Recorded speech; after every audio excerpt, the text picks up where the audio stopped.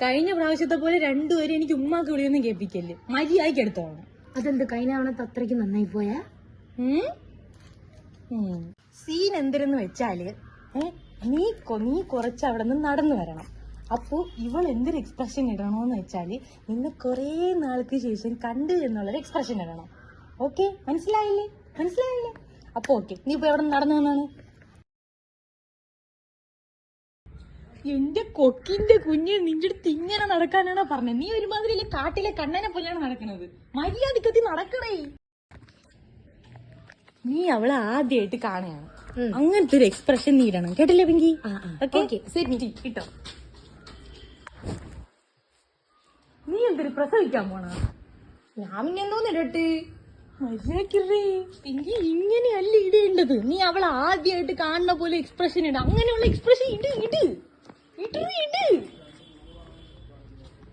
നിനക്കെന്തൊരു അവളെ കാണുമ്പോ കാമം വരുന്ന? ഇങ്ങോട്ട് മാറി, ഞാൻ കാണിച്ചു തരാം. പിടി.